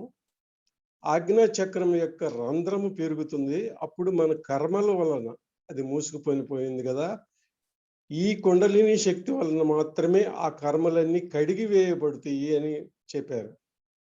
అంటే అంతటి శక్తి ఒక్క సహజయోగంలోనే ఉందని ఈ ప్రపంచానికి తెలియజేస్తున్నారు శ్రీమాతాజీ. ఇక నుంచి అలాంటి ఏమీ మీకు ఇబ్బంది పెట్టవు, అవి తీసివేయబడతాయి, తొలగించబడతాయి. అది ఒక్కటే మీకును జంతువులకి, మనుషులకి జంతువులకు ఉన్నటువంటి ప్రధానమైనటువంటి కారణము అని చెబుతున్నారు. జంతువుల్ని పశుపతినాథ్ యొక్క ఆధ్వర్యంలో ఉంటాయి కాబట్టి, ఆయన రక్షకుడుగా ఉంటాడు కాబట్టి అవి పాశంలో ఉంటాయి కాబట్టి అవి పశువులు. మనుషులైతే స్వతంత్రంలో ఉంటారు. పరమాత్ముడు వాళ్ళకి స్వతంత్రం ఇచ్చాడు కాబట్టి ఆ స్వతంత్రములో వాళ్ళు చేసినటువంటి పూర్వ కర్మలన్నీ కూడా కడిగివేయబడి ఆత్మ సాక్షాత్కారి పూనికలు అవుతారు అని తెలియజేస్తున్నారు శ్రీ మాతాజీ గారు. అది మొట్టమొదటి విషయాన్ని చాలా విశదీకరించారు. రెండవది ఏం చెబుతున్నారంటే, ఈ కుండలిని పైకి వెళ్ళిపోయిన తర్వాత ఆ రెండు సంస్థలు అడ్జస్ట్ అయిపోయిన తర్వాత ఇక మరలా మీకు కర్మలు రావటం అనేది ఉండదు. It is just happening. అలా సాక్షి స్వభావంగా ఉంటారు. నేను ఎలా ఉంటానో మీరు అలా ఉంటారు. నాకు చూడండి, నేను ట్రావెల్ చేస్తూ ఉంటాను, అన్ని దేశాలకు వెళ్తాను, నాకు ఫ్యామిలీ ఉంది, కుటుంబం ఉంది, అన్ని బాధ్యతలు ఉన్నాయి, వాటిని అన్ని జరుగుతున్నాయని నేను చూస్తున్నాను. అవి నా కర్మలు అనుకోవటం లేదు, అవి అకర్మలుగా ఉంటున్నాయి. అలాగే మీరు కూడా ఏది చేస్తున్నా కూడా అకర్మలుగా ఉంటారు అని చెబుతున్నారు. తర్వాత ఏమని చెబుతున్నారంటే, జీసస్ క్రీస్తు చేసినటువంటి త్యాగ ఫలముతో ఈ ఆజ్ఞా చక్రం ఓపెన్ అయిందని చెబుతున్నారు. ఆయన చనిపోయిందే, ఆయన త్యాగము చేసిందే, ఆయన ప్రాణార్పితం చేసిందే మనందరి కోసం. ఇంకా మళ్ళీ మనం ఎందుకు బాధపడటం? ఇవన్నీ మనకి మన కర్మలు కడిగేయడానికి ఆయన అంత పెద్ద త్యాగం చేశాడని చెబుతున్నారు. తర్వాత ఏం చెబుతున్నారంటే, ఈ బ్రహ్మరంధ్రము మూసుకొని పోయి ఉంటుంది. అక్కడ రెండు చాటల్లాగా ఉన్నటువంటి ఈ రెండు సమస్యల వల్ల, అలా ఉండటం వల్ల ఎప్పుడైతే కుండలిని ఆజ్ఞా చక్రమును దాటుతుందో ఆ రెండు శోషణము జరిగి ఆ మూసుకుపోయినటువంటి క్యాల్సిఫికేషన్ అనేటువంటి గట్టిబడినటువంటి ఆ పదార్థం కూడా దానిలో నుంచి ఈ చిన్న చిన్న తీగల్లాగా చిన్న చిన్న వెంట్రుక వాసి అంత ముందుగా వచ్చి దాంట్లోంచి బయటికి వచ్చేస్తుంది కుండలిని శక్తి. అదే ఆత్మ సాక్షాత్కారం అంటున్నారు. మీరు ఎందుకు బాధపడాలి, దీనికి బాధపడాలి అంటారు, ఇది చాలా కష్టం అంటారు. ఎందుకు బాధ లేకుండా చక్కగా జరగాలి, అనాయాసంగా జరగాలని చెబుతున్నారు. ఈ సందర్భంలో ఏం చెబుతున్నారంటే పూజ్యశ్రీ మాతాజీ గారు థామస్ని గురించి చెబుతున్నారు. ఆయన ఇండియా వచ్చాడంట వయ్యా ఈజిప్ట్ మీదుగా. వచ్చినప్పుడు ఆయన ఒక పుస్తకాన్ని రాశాడు. ఆ పుస్తకంలో అన్ని వివరాలు అన్నీ ఉన్నాయి, ఎలా ఇదంతా జరిగింది అని కూడా అదంతా రాశాడు ఆయన. ఒక 48 సంవత్సరాల క్రితం ఆ పుస్తకం దొరికింది, గ్నాస్టిక్స్ అనేటువంటిది. ఆ పుస్తకంలో అన్ని వివరాలు రాశాడు. కానీ దుర్మార్గులైన వాళ్ళు, దుష్టులైన వాళ్ళు, ఆ సంస్థాగతం దాన్ని ఏలుకునే వాళ్ళు, వాళ్ళ గిట్టుబాటు కాదు అది ఆయన చెప్పింది. అదే అని అందువల్ల ఆయన పుస్తకాన్ని వెలుగులోకి తీసుకురావట్లేదు అని కూడా చెప్పారు శ్రీ మాతాజీ గారు. వాళ్ళు ఛాలెంజ్ చేస్తున్నారు ఆయన చెప్పినటువంటిది, కానీ ఆయన చెప్పింది పరమ సత్యము. ఇంతలో కొంచెం మౌనం వహించిన తర్వాత 2 క్వశ్చన్స్ వేశారు. అవి దూరంగా వచ్చినాయి కాబట్టి వాటి క్వశ్చన్ ఏంటో అర్థం కాలేదు. కానీ ఏమని చెబుతున్నారంటే పూజ్యశ్రీ మాతాజీ గారు, నాకు నేను ఆత్మ సాక్షాత్కారం ఇచ్చుకోవచ్చా అని అడిగాడు ఒక ఆయన. దానికి ఏం చెబుతున్నారంటే పూజ్యశ్రీ మాతాజీ గారు, you cannot awaken your self, మీకు మీరు ఏం చేసుకోలేరు. ఎందుకనంటే ఒక క్యాండిల్, ఒక ఎన్లైటన్మెంట్ క్యాండిల్ ఉండాలి, వెలిగించినటువంటి క్యాండిల్ ఉండాలి. అప్పుడే మరొక కొవ్వొత్తిని ఆ క్యాండిల్ని అది వెలిగించగలుగుద్ది. అంటే ఒక సహజయోగి అయినా కావాలి, లేకపోతే నేను ఉండాలి అంటున్నారు శ్రీ మాతాజీ గారు. ఒక చిన్న సన్నని దారపు పూరులాగా ఒక్కసారి ముందుకు లెగుస్తుంది, అది వెంటనే వెంట్రుక వాసి అంత లెగిసి తర్వాత విస్తరితం అవుతుంది. ఆ రూహ్, ఆ ఆదిశక్తి యొక్క చైతన్య లహరి అయి మీ చేతుల్లో కనపడతాయి. మీ అన్ని సెంటర్స్ని రిలాక్స్ చేసి, ఎప్పుడైతే రిలాక్స్ చేస్తాయో అక్కడ కర్మలన్నింటినీ కడిగేస్తాయో, అక్కడ బాధలన్నీ తొలగేస్తాయో ఆ వాల్యూమ్ పెరుగుతుందంట బ్రహ్మరంధ్రములు. అది కూడా చెబుతున్నారు అప్పుడు చక్కగా. కానీ మీరు ఒకసారి అయిన తర్వాత మీరు డెవలప్ చేసుకోవచ్చు, కానీ ముందుగా మీరు ఆత్మ సాక్షాత్కారం గురించి చేసుకోలేరని కూడా అది కూడా వివరిస్తున్నారు. మరొక ప్రశ్నకి సమాధానం చెబుతున్నారు శ్రీమాతాజీ గారు, సహజ మెడిటేషన్ తప్పనిసరిగా ఉండాలి, మిగతా అన్ని కూడా ఆర్టిఫిషియల్, అవన్నీ కృత్రిమైనవి, యాంత్రికమైనవి, అవి అసత్యకరమైనటువంటి సత్యం మీద ఆధారపడి ఉన్నవి కాదు అని చెబుతున్నారు. ఎందుకంటే దానిలో కుండలిని జాగృతి గురించి వాళ్ళు ఏమి చెప్పరు. తర్వాత ఏం చెబుతున్నారంటే విచారానికి సంబంధించినవి అవన్నీను నిర్విచారం రావాలి. ఎలా అయితే ఇక్కడ గ్రాఫ్లో చూపించారో అలాగ ఒక విచారం వస్తుంది, ఒక విచారం కిందికి పడిపోతుంది. ఆ 2 విచారముల యొక్క ఆ కిందకి పడిపోయినటువంటి స్థానము చిన్న విలంబం అంటున్నారు. 2 విచారాలకి మధ్యలో ఉండే స్థానం అది వ్యాకోచం చెంది విస్తరించినప్పుడు మీకు థాట్లెస్ అవేర్నెస్ వస్తుంది, నిర్విచారం వస్తుంది. ఆ తర్వాత నిర్విచార సమాధి కూడా వస్తుందని వివరిస్తున్నారు శ్రీమాతాజీ. ఈ చిన్ని క్లిప్పింగ్ లోని సారాంశాన్ని ఇప్పుడు తెలుసుకున్నాం. Thank you. జై శ్రీ మాతాజీ.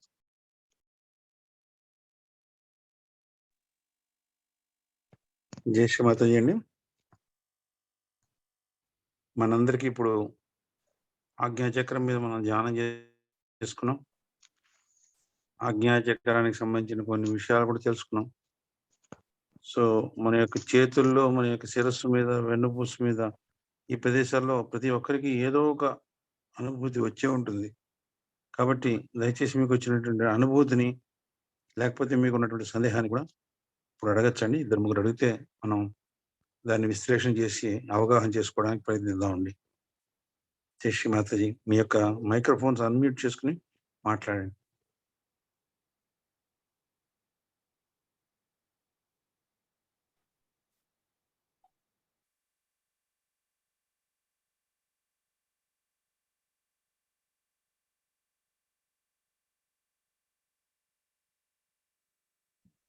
నమస్తే గురుజీ, నా పేరు ఛాయ. చెప్పండి అమ్మా. ఇప్పుడు మనకి యోగులేటి, మహర్షులేటి చాలా ఏళ్ళ, అంటే కొన్ని వందల సంవత్సరాల నుంచి వాళ్ళందరూ మనకి ఇలాంటివి ఎన్నో మనకి ఉపదేశించారు కదా. మరి వాళ్ళందరినీ వదిలేసి మీరు యేసు ప్రభు కోసం, ఆయన మనకి చెప్పారు అనే రీజన్ తీసుకొచ్చారు ఏంటండి ఉమ్. ఈవేళ? ఎందుకంటే సృష్టి ఆరంభమైనప్పటి నుంచి ఉమ్, ఆదిశక్తి ఏం చేసిందంటే ఒక్కొక్క టైంలో ఒక్కొక్క దేవతల్ని సృష్టిస్తూ మొదటగా శ్రీ గణేశుణ్ణి ఆవిడ సృష్టించారు. దాని తర్వాత అవును. బ్రహ్మదేవ సరస్వతి లక్ష్మీనారాయణులు జగదంబ ఈ విధంగా దాని తర్వాత సీతారాములు ఉమ్, ఆ దాని తర్వాత కృష్ణుడు అవతారం వచ్చింది. మనకి దశ అవతారాలు వచ్చాయి కదండి. అవునండి. అవును. ఆ అవతారాలు వచ్చినప్పుడు ఒక్కొక్కళ్ళు ఎందుకు వచ్చారంటే ఈ మానవ యొక్క పరిణామ క్రమంలో వాళ్ళు మానవుల యొక్క ఉద్ధానం కోసం, ఈ సృష్టి యొక్క ఉద్ధానం కోసం వచ్చి వాళ్ళ కార్యక్రమాలు వాళ్ళు చేసుకుంటూ వెళ్ళారు. అదే అవును. సమయంలో కృష్ణుడు అయిపోయిన తర్వాత జీసస్ క్రైస్ట్ భూమి మీదకి వచ్చాడండి. ఓకే. కానీ ఇవి ఏం జరిగిందంటే మతంగా మన మానవులు వాటిని డివైడ్ చేసేసారు. ఇది క్రిస్టియానిటీ, ఇది హిందూయిజము, ఇది ఇస్లాము, ఇది బుద్ధిజము, జైనిజము అని అవును. రకరకాలైన మతాలుగా మనం వాళ్ళ యొక్క ఫాలోయర్స్ గా తయారయ్యాం. కానీ వాళ్ళు చెప్పిన సారాంశాన్ని అర్థం చేసుకోకుండా, ఆచరించకుండా దెబ్బలాటల్లోకి వెళ్ళాం. అలా అవును. కాకుండా ప్రతి ఒక్కళ్ళు భూమి మీదకి వచ్చింది దేనికి అంటే వాళ్ళకని ఒక స్పెసిఫైడ్ వర్క్ కోసం వచ్చారు. మానవాళికి ఏదో ఒకటి ప్రసాదించడానికి కోసమని వచ్చారు. అవునండి. సో అవునండి. వీళ్ళందరూ కూడా అవతార పురుషులు మన యొక్క ఉద్ధానం కోసం వచ్చారు. సో ఆయా సమయాల్లో వాళ్ళు వచ్చారు కాబట్టి ఉమ్, వాళ్ళ కార్యక్రమాలు వాళ్ళు చేసి మనకి ఆ విషయాలన్నీ కూడా తెలియజేశారు. సో వారి ద్వారానే మనకి ఉద్ధానం అనేది జరుగుతుంది. ఇప్పుడు జీసస్ క్రైస్ట్ అయిపోయిన తర్వాత నెక్స్ట్ కల్కి అవతారం అని చెప్పారు. కల్కి అవును. అవతారంలో ఈ డిస్ట్రక్షన్ అనేది జరుగుతుందని చెప్పారు. ఏదైతే చెడు ఉంటుందో అదంతా కూడా నిర్మూలనం జరుగుతుందని చెప్పారు. అవును. ఆ భాగంలోనే ఇప్పుడు మనకి ఈ కరోనా కానీ ఇవన్నీ ఎందుకు వస్తున్నాయి అంటే దీన్ని క్రిస్టియానిటీలో ఏం చెప్పారంటే జడ్జిమెంట్ టైం అని చెప్పారు. అంటే అంటే తీర్ సార్ ఒక చిన్న ఉమ్, విన్నపం. ఉమ్, ఇప్పుడు జీసస్ చెప్పారు కరెక్టే. కానీ అంతకంటా ముందు చాలా మనలో యోగులు చాలా మంది ఉన్నారంట కదండి.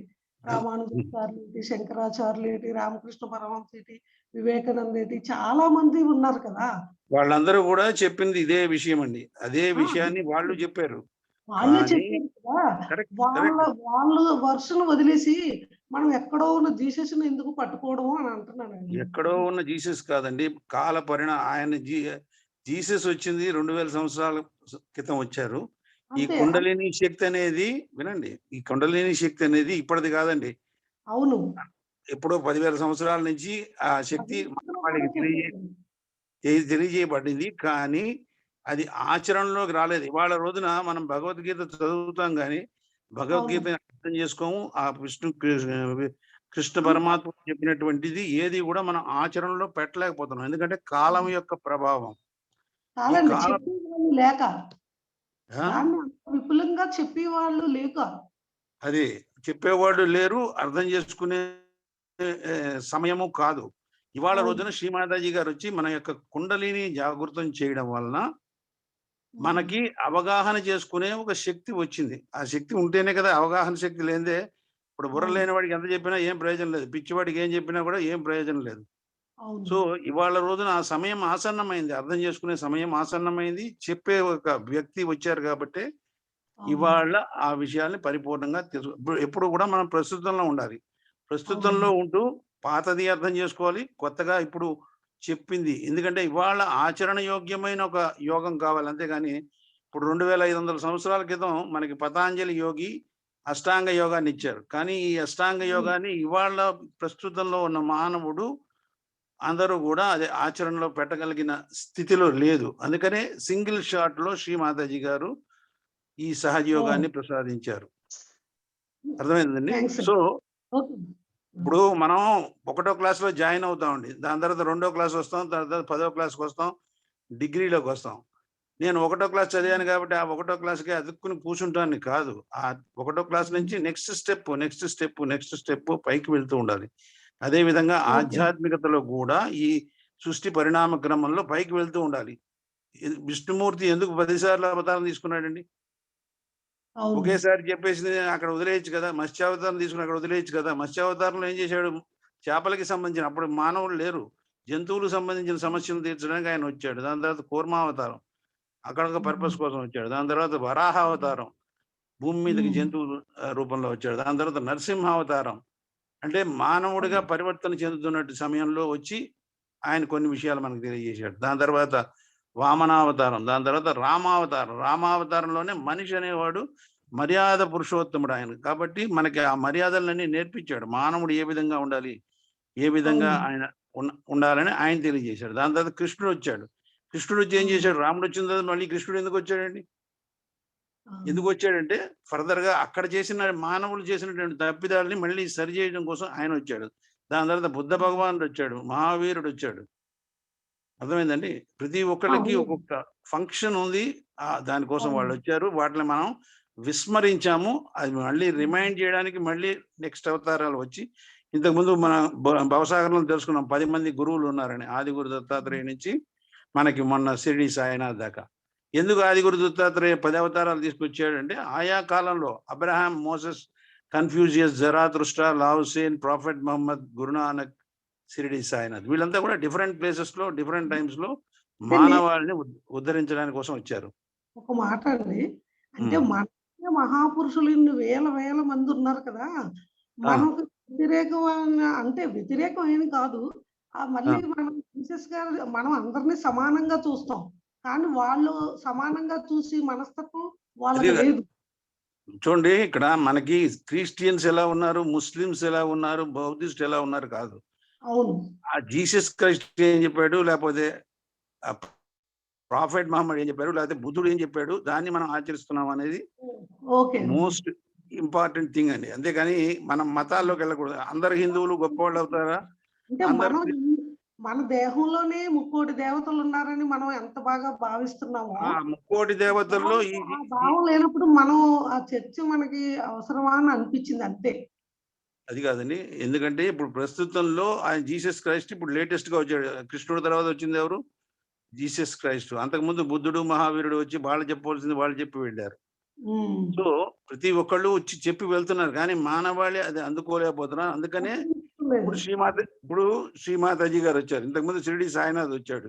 ఎందుకు వచ్చాడు? ఆయన ఏదో చెప్పడానికే కదా ప్రతి ఒక్కళ్ళు వచ్చారు. కానీ ఏం చేశారు?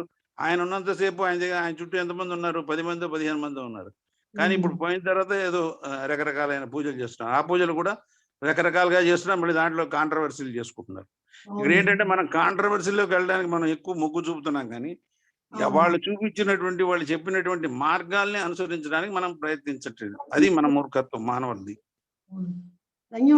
ఆ జ్ఞానం నుంచి మనం బయటికి పడాలని ఇంకా ఎన్నో విషయాలు ఉన్నాయి. మీరు లోపలికి వెళ్ళినప్పుడు అన్ని తెలుస్తాయి. ఎందుకంటే జీసస్ క్రైస్ట్ ఎవరో గారండి, మహావిష్ణువే జీసస్ క్రైస్ట్. ఇవన్నీ మరి చెప్తే ఏమవుతుందంటే ఒక్కోసారి షాక్ వస్తుంది. అందువల్ల నెమ్మదిగా తెలుసుకోండి. ఎందుకంటే విష్ణువు మహావిష్ణువుగా తయారవుతాడు. ఆజ్ఞాచక్రంలో మహావిష్ణువుగా తయారవుతాడు. ఆ మహావిష్ణువే జీసస్ క్రైస్ట్. కానీ క్రిస్టియన్స్ అది ఒప్పుకోరు, మన హిందూస్ ఒప్పుకోం. మనం ఇద్దరం ఒప్పుకోం. ఎందుకంటే ఇద్దరికి మూర్ఖత్వం అనేది అందరికీ ఉంది. మానవుడికి ఉన్నది ఏంటంటే మానవుడు అంటే అజ్ఞాని. అర్థమైందండి? చీమ స్థిత జ్ఞాని, పంది పరమజ్ఞాని, మానవుడు అజ్ఞాని. అందువల్ల పంది పరమజ్ఞాని అండి. ఆయన కూడా మెరైన్ నుంచి వచ్చింది, మేరీ పుత్రుడు. ఆవిడ లక్ష్మీ కుమారుడు. ఆయన 14,000 సంవత్సరాల క్రితమే అది రాసి పెట్టి ఉంది. అందువల్ల మీరు వాంగ్మయంలో రాసి ఉంది ఆయన పుడతాడని. ఇప్పుడు మనం ఏం చేస్తున్నాం అంటే, ఇప్పుడు బుద్ధుడు చెప్పాడంటే దాన్ని ఒప్పుకోండి, ఎందుకంటే వాళ్ళు బుద్ధిస్ట్ వాళ్ళు ఏదో అనుకుంటాం. మహావీరుడు చెప్పామంటే ఒప్పుకోం. పోనీ మన హిందూయిజంలో ఏదైనా ఒక గాడిని అంటే, నాకేమో వినాయకుడు ఇష్టం అండి, నాకు వెంకటేశ్వర స్వామి ఇష్టం అండి, నాకు ఎవరికి వాడు పలహారం లాగా ఇది నాకు ఇష్టం, అదే ఇష్టం. పరమాత్ముడిని ఆయన్ని పూజించడానికి, వాళ్ళ యొక్క గుణగణాలని ఆచరించడానికి బదులు వాళ్ళని పలహారం లాగా మనం ఆస్వాదం చేస్తాం. అందువల్ల అవన్నీ కూడా మీకు అర్థం అవుతాయని మీరు ధ్యానంలోకి లోతుల్లోకి వెళ్ళినప్పుడు, మీ యొక్క ఆజ్ఞాచక్రం ఓపెన్ అయ్యి శాస్త్రాల్లోకి వెళ్ళినప్పుడు దేవుడు అంటే ఏమిటి, ఆత్మ అంటే ఏమిటి, ఆత్మకి దేవుడికి అనుసంధానం అయిందా లేదా అన్న విషయాలన్నీ కూడా మీకు అర్థమవుతుంది. సో ఇక్కడ మనం ముస్లిమ్స్నో, క్రిస్టియన్స్నో, లేకపోతే హిందూస్నో ఎవరిని కూడా దూషించవలసిన అవసరం లేదు, ఎవరిని అభిమానించవలసిన అవసరం లేదు. మనం చేసుకోవాల్సిందంతా కూడా మన హృదయాన్ని శుద్ధి చేసుకోవాలి. మనకి ఎప్పుడు కూడా అందరూ సమానం అనే భావనే మనకు ఉంటది. వాళ్ళు మనకి ఉంటుందండి. వ్యతిరేకిస్తారు మనకి అంటే అందరికీ కాదండి. ఒకళ్ళకి కొంతమందికే ఉంటుంది. అందరికీ ఉండదు. ఓకే. అందరికీ ఉండదండి. ఇప్పుడు హిందూస్ అందరికీ ఇస్లాంని యాక్సెప్ట్ చేస్తారు. అది క్రిస్టియానిటీని యాక్సెప్ట్ చేస్తారు. అది అలా చేయరు. అలాగే వాళ్ళు చేయరు. వాళ్ళలో మంచి వాళ్ళు ఉంటారు. మనలోనూ మంచి వాళ్ళు ఉంటారు. సో గురుగారు ఒక మాట. వాళ్ళని హ్మ్. యాక్సెప్ట్ చెయ్యము, మనం విమర్శించము. 2 లేదు మనకి. అమ్మా కానీ ఒక వాళ్ళు మాట అలా కాదు. సరే. వ్యతిరేక భావంతో అవన్నీ కూడా ఇప్పుడు ఆ కాంట్రవర్సీ‌లకి మీరు పోకండి. ఆ గుణాలని ఓకే. అభివృద్ధి చేసుకుంటూ మీ ఆత్మని మీరు శుద్ధి చేసుకోవడానికి మీరు ప్రయత్నిస్తారా? లేకపోతే ఈ అనవసరపు కాంట్రవర్సీ‌లోకి వెళ్ళి మనకు ఉన్నది అవును. ఊడగొట్టుకుంటామా? మీకు అది నిర్ణయం అవును. చేసుకోండి. సో ఇక్కడ కావాల్సింది ఏమిటంటే ఇప్పుడు జీసస్ క్రైస్ట్ మీకు ఆ పేరు నచ్చలేదనుకోండి. ఓకే. మీరు మహావిష్ణువు కింద కూడా ఆయన్ని పూజించొచ్చు. ఆజ్ఞాచక్రం. మనం అందరం సమానంగా చూస్తాం. వాళ్ళు వ్యతిరేకంతో ఉంటారు కదా! మనం ఈ వాళ్ళనేది ఏకమత్యం మనుషులండి. వాళ్ళు మనుషులు. మనుషులు అనేవాళ్ళు ఏంటంటే ఇప్పుడు ఒక్కొక్క పార్టీకి ఫాలోయర్స్ ఉంటారండి. వాడు మంచి చేసినా, చెడు చేసినా వాళ్ళని సపోర్ట్ చేసుకుంటూ వస్తున్నారు కదా! అవును. సో అలా దానికి ఆ విధంగా మనకు పోకూడదు. ఆజ్ఞాచక్రంలో మీకు ఏం చెప్పారు? ముగ్గురు దేవతలను చెప్పారు. ఒక జీసస్ క్రైస్టే చెప్పలేదు. అవును. అవును. లెఫ్ట్‌లో బుద్ధుడు ఉంటారన్నారు. కానీ బుద్ధుడి యొక్క ఇంపార్టెన్స్ మీకు తెలుసా? తెలీదు. ఇప్పుడు సహజయోగంలోకి వచ్చాక తెలుస్తుంది. బుద్ధుడు ఏం చేసాడో మనకి. మన యొక్క ఓకే. అహంకారం పోవాలంటే బుద్ధుడిని ఎందుకు ప్రార్థించాలి? బుద్ధుడిని ప్రార్థిస్తేనే మన యొక్క అహంకారం పోతుంది. అలాగే మహావీరుడిని ప్రార్థిస్తే మనలో ఉండే కట్టుబాట్లు అనవసరపు వ్యర్థమైన కట్టుబాట్లన్నీ తొలగిపోతాయి. ఆ ప్రత్యహంకారం అంటారు. అలాగే జీసస్ క్రైస్ట్‌ని మనం ప్రార్థించినప్పుడు మన యొక్క సెంటర్ ఆజ్ఞ ఓపెన్ అయినప్పుడు మనం శాస్త్రాల్లోకి వెళ్ళగలుగుతాం. అదే విధంగా బ్యాక్ ఆజ్ఞలో ఓకే. మనకేం చెప్పారు? భైరవనాథుడు మహాగణేశుడు హిరణ్యగర్భ అని చెప్పారు. ఈ దేవతల గురించి హిందూస్‌కి ఎవరికైనా తెలుసా? హిరణ్యగర్భుడి గురించి ఎంతమందికి తెలుసండి హిందూస్‌కి? వాళ్ళు ఎందుకోసం అవును. వచ్చారు? మనకేం చేస్తున్నారు? మనలో ఎక్కడున్నారు? దేహో దేవాలయ అని చెప్పారు. దేహో దేవాలయ అన్నప్పుడు ఫస్ట్ ఆఫ్ ఆల్ దేవుడు మన లోపల ఉన్నాడన్న సంగతి ఎవడికి తెలీదు. అవును. ఉంటే మన శరీరాన్ని మనం చెడుగా ఉపయోగించం. సకల దేవతలు హ్మ్. కూడినటువంటి ఆహ్, దేవాలయం మన ఈ శరీరం. కాబట్టి అందరు దేవతలు, ముక్కోటి దేవతలు మన లోపల ఉన్నారు. కానీ అది అవును. గ్రహించలేని స్థితిలో మనం ఉన్నాం. అది గ్రహించడానికి శ్రీ మాతాజీ గారు ఇప్పుడు మనకు ఆత్మ సాక్షాత్కారాన్ని ఇచ్చి, కుండలిని శక్తిని జాగృతం చేసి, అన్ని విషయాల్ని స్వయంగా మనకి మనంగా తెలుసుకునే శక్తిని మనకి ప్రసాదించారు. సో, అది తెలుసుకోవడానికి ప్రయత్నించాలి గానీ, వాళ్ళిలాగా, వీళ్ళిలాగా చెడు వాళ్ళని మనం ఎందుకండి వాళ్ళ చుట్టూ వెళ్ళడం. మంచి వాళ్ళు ఎంతో మంది ఉన్నారు కదా! అన్ని అవునండి. అన్ని అన్ని రిలిజియన్స్‌లోనూ ఉన్నారు. అన్నిట్లోనూ మంచే జెప్పారు. అన్నిట్లోనూ ప్రేమించమని జెప్పారు. కాబట్టి ఓకే. లవ్ హ్మ్. దై నైబర్ అని చెప్పారు. కానీ అది చేస్తున్నారా వాళ్ళు క్రిస్టియన్స్? చేయట్లేదు. అది వాళ్ళ మూర్ఖత్వం. మనుషుల యొక్క మూర్ఖత్వం అండి. ఇవాళ కూడా మన దేశంలో చూసారంటే ఎంతో మంది తాగుబోతులున్నారు. తాగమని చెప్పాడా దేవుడు? కానీ హ్మ్. చేస్తున్నారు. సో, మానవాళంతా కూడా భ్రష్టు పట్టి ఉన్నారు. ఆ భ్రష్టు పట్టిన దాంట్లోంచి బయటపడడానికే మనకి ఈ సహజయోగం వచ్చింది. దాన్ని మనం ఉపయోగించుకోవడానికి ప్రయత్నిద్దామండి. ఈ కాంట్రోవర్సీ‌లోకి అనవసరంగా మనం పోవద్దు. ఇప్పుడు శ్రీ ఓకే అండి. మాతాజీ ఎవరు? జీసస్ క్రైస్ట్ ఎవరు? రాముడెవరు? కృష్ణుడెవరు? అనేది మీకు మీరుగా ఆ చక్రాల్లో తెలుసుకుని అవగాహన వస్తుంది మీకు. వాళ్ళ వల్ల మీకు ఏ గుణాలు అభివృద్ధి చెందుతాయి? మిమ్మల్ని మీరు ఏ విధంగా ఒక్కొక్క దేవత ద్వారా మిమ్మల్ని మీరు ఉద్ధరించుకోవచ్చనే సంగతి మీకు ఈ సహజయోగంలో ధ్యానం చేస్తూ లోతుకెళ్ళినప్పుడు తెలుస్తాయండి. ఓకే అండి. ఓకే. సో, దానికి ప్రయత్నించండి. అంతేగాని ఇది కాంట్రోవర్సీ వద్దు. మీకు ఆ పేరు నచ్చకపోతే ఇంకో పేరు పెట్టుకోండి. దేవుడిని ఏ పేరుతోనైనా పిలవచ్చన్నారు కదా! బట్ నాకు నచ్చకపోవడం ఏం కాదండి. మనకి అందరూ హ్మ్. సమానమైన తత్వంతోటే మనం ఉంటాం. అందుకని మన ఆ పద్ధతిలో పోయి మనం ఉద్ధరించుకుందాం. ఎవడైతే లేడో వాడి అవస్థ వాడు పడతాడండి. ఈ ఓకే. జడ్జిమెంట్ ఈ కల్కి అవతారంలో అందరూ కూడా మంచి వాళ్ళంతా రక్షింపబడతారు. చెడ్డ వాళ్ళంతా కూడా ఆహ్, నాశనం చేయబడతారు. సో, మనం రక్షింపబడాలా? నాశనం అవ్వాలా? అనేది మనం డిసైడ్ చేసుకోవాలి. దానికోసమే పరమాత్ముడు మానవాళికి స్వతంత్రం అనేది ఇచ్చాడండి. ఓకే అండి. ఓకే. సో, అందువలన మీరేసింది మంచి క్వెషన్. ఎందుకంటే చాలా మంది ఈ క్వెషన్ వాళ్ళలో ఉంటుంది గానీ వాళ్ళు వేయరు ఆ క్వెషన్‌ని. కానీ మామూలుగా ఈ మీరు ఈ క్వెషన్ వేయడం ద్వారా కొన్ని విషయాలు కొంచెం ఓపెన్ అయ్యాయి. ఇంకా ఓకే. ఫర్దర్‌గా ఓపెన్ అవ్వాలంటే మీ ధ్యానం ద్వారానే మొత్తం అంతా కూడా అర్థమవుతుంది. రాముడు ఎక్కడున్నాడు? ఏం చేస్తున్నాడు? కృష్ణుడు ఎక్కడున్నాడు? ఏం చేస్తున్నాడు? శివుడు మనలో ఎక్కడున్నాడు? మనకేం చేస్తున్నాడు? మహాకాళి ఎక్కడుంది? మహాసరస్వతి ఎక్కడున్నారు? మహాలక్ష్మి ఎక్కడున్నారు? అష్టలక్ష్ములు ఏం చేస్తున్నారు మనలో? వాళ్ళ వల్ల మనకి ప్రయోజనం ఏంటి? అన్నీ కూడా మనకి ఈ సహజంలో వివరంగా మనకి స్వయం అనుభూతి ద్వారా అన్నీ కూడా తెలుస్తాయండి హ్మ్. లోతుల్లోకి వెళ్తుంటే. కాబట్టి చిత్తాన్ని దాని మీద పెట్టి ఇప్పుడు 2 నిమిషాల పాటు మనం ధ్యానం చేసుకుందామండి.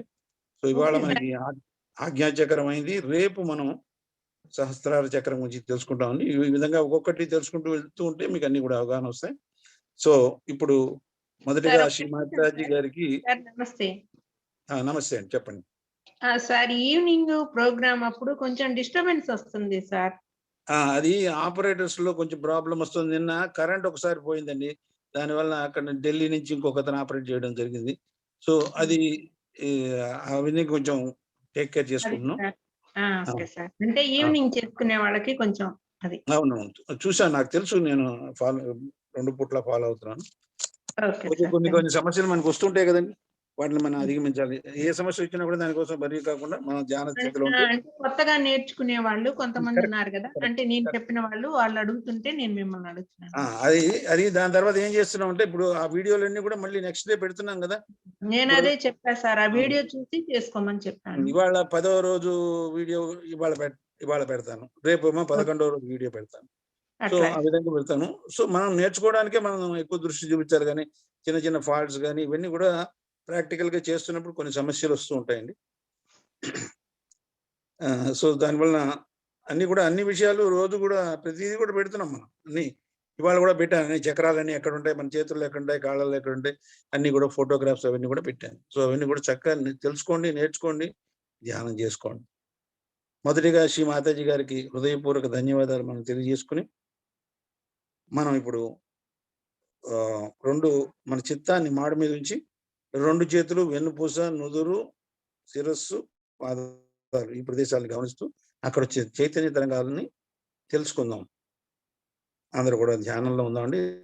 రేపు 10 నిమిషాల ముందే వచ్చి జాయిన్ అవ్వండి. ధ్యాన స్థితిలో కూర్చుని అన్ని కూడా అర్థం చేసుకోవడానికి ప్రయత్నించండి. Jai Shri Mataji. Ram, you can play some music.